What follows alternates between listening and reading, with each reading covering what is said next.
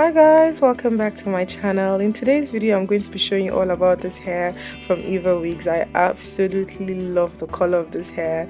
Like, you can just see me feeling myself. This is the first time I'm wearing something this bright, and in this video I'm just going to show you how I got this hair to look like this.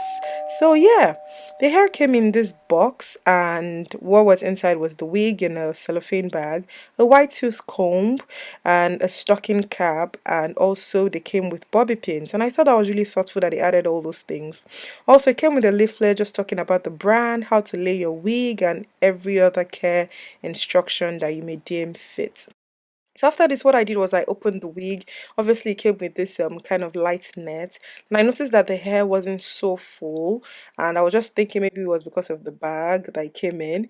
Also, the lace, I noticed that it was very beige, and the frontal wasn't like exactly 13 by 4. It had more depth in the middle, as you can see, and then it had some lace at the back, some wig combs. It looked very neatly constructed inside, so that was good. And I also noticed that the lace was very brighter than my skin color, and the tips of the hair were blunt. So the first thing that I do is to spray the hair with some water. This is just water, nothing else, and I just comb it out of the way, and then I get my tweezers and I begin to tweeze. Now the reason I'm doing this is just so that the front of the frontal looks more realistic. So as you can just see, I'm just tweezing like section by section. Once that's done, I also like line the front of the hair, separate it, and then I tweeze it again. I just repeat the same process.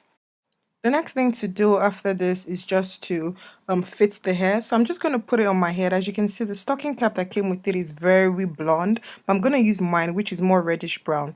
So I just wear it over my head, and I cover my edges and everything I want out of the way. After then, I just place the wig on my head. Now I do this just so I can see if what I tweezed, I'm content with it, and if not, I go in with my tweezer and I adjust as I prefer.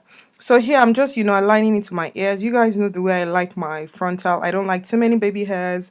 It's not my style. So I ensure that it actually looks good on its own without any extra drama. So that's what I'm just doing here. So I'm going to go in with my tweezer now, and I'm just going to tweeze like sparingly just to ensure that everything looks good. Once I'm done with that, the next thing I'm going to do is to cut off the lace. So what I'm just doing is just to clip the hairs away. Then I just use a small manicure scissors because it's just easy for me to manage when I'm cutting a lace off a wig. Then as you can see, I'm not going to go straight across with my hand. I'm just going to have like some ridges, just curve my hand a bit. We don't want it to look like you used a ruler. We want it to look very realistic, like the way everyone's edges look with ridges. So once that's done, we want to ensure that the wig is very taut. So we're just going to attach like elastic band to the flaps of the wig, so to two ends. Now notice I'm going to use an elastic band that looks really short on camera, but actually when you stretch it, it's the exact length that we want. So I got this elastic from Nigeria Naturals. I just cut the desired length I want, and I cut it diagonally so that the thread of the elastic does not thread. Yeah.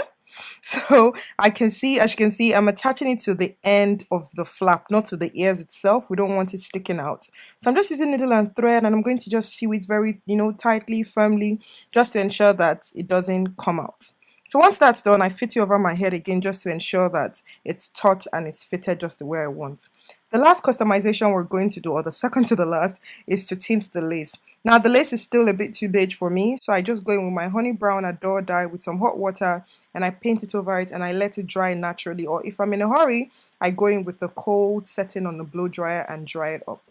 So once that's done, I just go in to just fit my part and set the part of the hair that I want. So I like a C part for most of my wigs. So I just do that, and then I just spray some water, some mousse, and everything else I need just to ensure that there are no flyaways.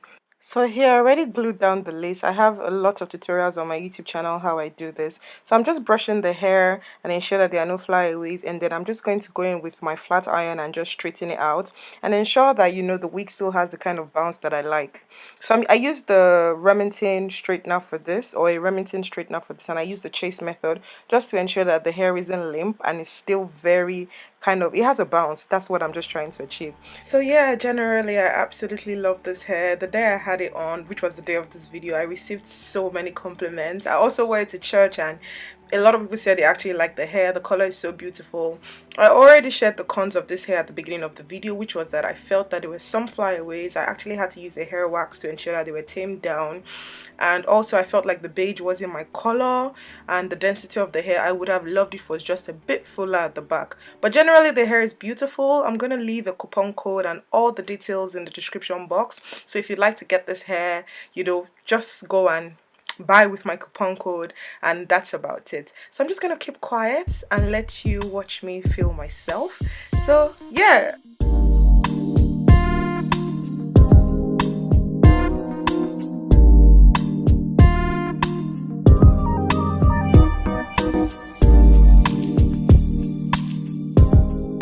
Okay, so please don't forget to subscribe, to share with your friends, to like, and yeah, until next time, stay blessed. Bye bye.